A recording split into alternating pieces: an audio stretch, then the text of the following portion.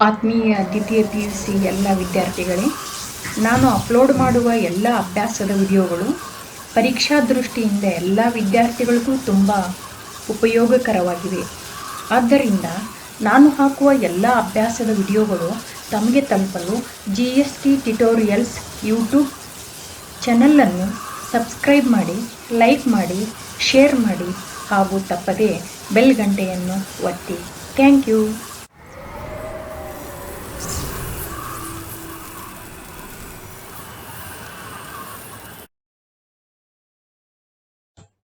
ಅಧ್ಯಾಯ 5 ದ್ವಿತೀಯ PUC ವ್ಯವಹಾರ ಅಧ್ಯಯನ ಬಿಸ್ನೆಸ್ ಸ್ಟಡೀಸ್ ಭಾಗ 1. ಅಧ್ಯಾಯದ ನೇಮ್ ಸಂಘಟಿಸುವಿಕೆ, ಆರ್ಗನೈಸಿಂಗ್. ಓಕೆ.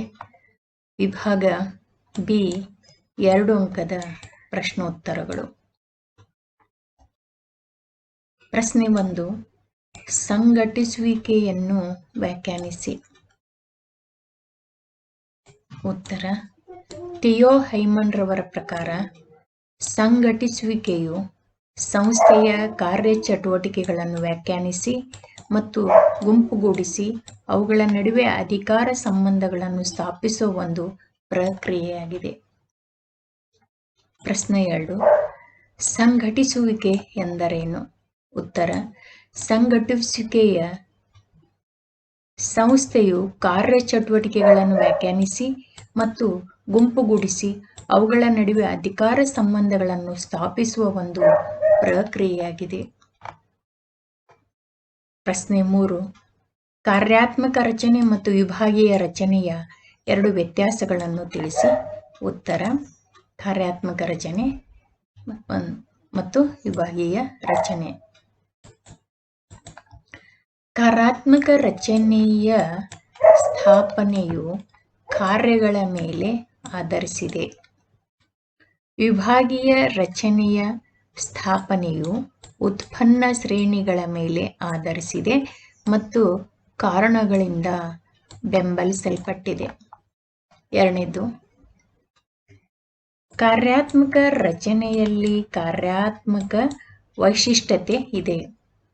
ವಿಭಾಗೀಯ ರಚನೆಯಲ್ಲಿ ಉತ್ಪನ್ನ ವೈಶಿಷ್ಟ್ಯತೆ ಇದೆ. Okay. Next question, 4th question, ಔಪಚಾರಿಕ ಸಂಘಟನೆ ಎಂದರೇನು? ಉತ್ತರ: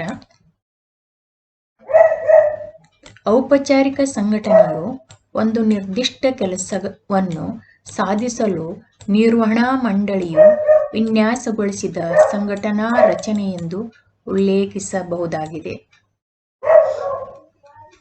ಪ್ರಶ್ನೆ 5,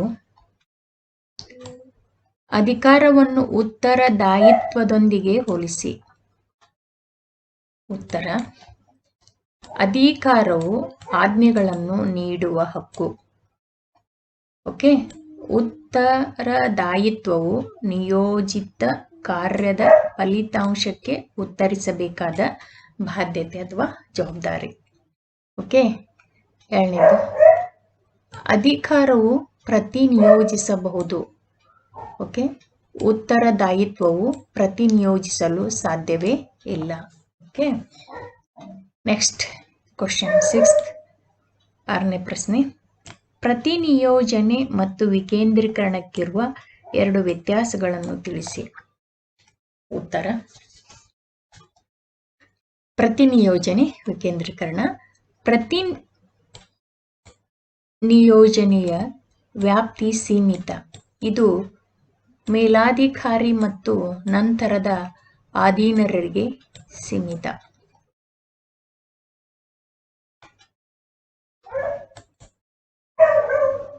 ವಿಕೇಂದ್ರೀಕರಣದ ವ್ಯಾಪ್ತಿ ಹೆಚ್ಚು. ನಿರ್ವಹಣೆಯು ಕೆಳ ಹಂತಗಳಿಗೂ ಪ್ರತಿನಿಯೋಜನೆಯ ವಿಸ್ತರಣೆ ಎಂದು ಸೂಚಿಸುತ್ತದೆ. 2, ಪ್ರತಿನಿಯೋಜನೆಯಲ್ಲಿ ವ್ಯವಸ್ಥಾಪಕನ ಕಾರ್ಯಭಾರ ಕಡಿಮೆ ಮಾಡುವುದು. ವಿಕೇಂದ್ರೀಕರಣದಲ್ಲಿ ಸಂಘಟನೆಯಲ್ಲಿ ಹೆಚ್ಚು ಸ್ವಾಯತ್ತತೆ ನೀಡಿ ಅಧೀನರ ಪಾತ್ರ ಹೆಚ್ಚುವಂತೆ ಮಾಡುವುದು. ಓಕೆ. ನೆಕ್ಸ್ಟ್ ಕ್ವಶನ್, ವಿಭಾಗ ಸಿ 4 ಅಂಕದ ಪ್ರಶ್ನೋತ್ತರಗಳು. ಪ್ರಶ್ನೆ 1, ಸಂಘಟನೆಯ ಹಂತಗಳನ್ನು ವಿವರಿಸಿ. ಉತ್ತರ. ಫಸ್ಟ್ ಒನ್, ಕೆಲಸದ ಗುರುತಿಸುವಿಕೆ ಮತ್ತು ವಿಭಜನೆ. ಫಸ್ಟ್ ಹಂತ ಕೆಲಸದ ಗುರುತಿಸುವಿಕೆ ಮತ್ತು ವಿಭಜನೆ. ಸಂಘಟಿಸುವಿಕೆಯ ಪ್ರಥಮ ಹಂತವು ಪೂರ್ವ ನಿರ್ಧಾರಿತ ಯೋಜನೆಗಳಿಗೆ ಅನುಗುಣವಾಗಿ ಮಾಡಬೇಕಾಗಿರುವ ಕೆಲಸದ ಗುರುತಿಸುವಿಕೆ ಹಾಗೂ ವಿಭಜನೆಯನ್ನು ಒಳಗೊಂಡಿದೆ. ಕೆಲಸವನ್ನು ನಿರ್ವಹಿಸಬಹುದಾದ ಚಟುವಟಿಕೆಗಳನ್ನಾಗಿ ವಿಂಗಡಿಸುವುದರಿಂದ ಪುನರಾವರ್ತನೆಯನ್ನು ನಿವಾರಿಸಬಹುದು. ಸೆಕೆಂಡ್ ಹಂತ ವಿಭಾಗೀಕರಣ. ಎರಡನೇದು, ಒಮ್ಮೆ ಕೆಲಸವನ್ನು ಸಣ್ಣ ಹಾಗೂ ನಿರ್ವಹಿಸಬಹುದಾದ ಚಟುವಟಿಕೆಗಳಾಗಿ ವಿಂಗಡಿಸಿದ ನಂತರ ಒಂದೇ ಸ್ವರೂಪದ ಚಟುವಟಿಕೆಗಳನ್ನು ಒಟ್ಟಾಗಿಸಿ ಗುಂಪು ಮಾಡಲಾಗುವುದು. ಇಂತಹ ಗುಂಪುಗಳು ವೈಶಿಷ್ಟ್ಯತೆಯನ್ನು ಸುಗಮಗೊಳಿಸುತ್ತವೆ. ಗುಂಪುಗೂಡಿಸುವ ಈ ಪ್ರಕ್ರಿಯೆಯನ್ನು ವಿಭಾಗೀಕರಣ ಎನ್ನುವರು. ಮೂರನೇ ಹಂತ, ಥರ್ಡ್ ಸ್ಟೆಪ್, ಕರ್ತವ್ಯಗಳ ನಿಯೋಜನೆ.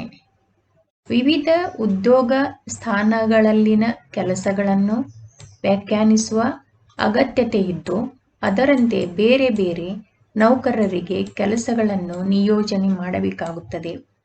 ಒಮ್ಮೆ ವಿಭಾಗಗಳು ರಚಿತವಾದ ಮೇಲೆ ಪ್ರತಿಯೊಂದು ವಿಭಾಗವನ್ನು ಒಬ್ಬ ವ್ಯಕ್ತಿಯ ಪ್ರಭಾರದಡಿಯಲ್ಲಿ ಇಳಿಸಲಾಗುವುದು. ನಂತರ ಕೌಶಲ್ಯ ಹಾಗೂ ಸಾಮರ್ಥ್ಯಗಳನ್ನು ಆಧರಿಸಿ ಪ್ರತಿ ವಿಭಾಗದ ಸದಸ್ಯರಿಗೆ ಕಾರ್ಯವನ್ನು ನಿಗದಿಪಡಿಸಲಾಗುತ್ತದೆ. ಫೋರ್ತ್ ಸ್ಟೆಪ್, ನಾಲ್ಕನೇ ಹಂತ,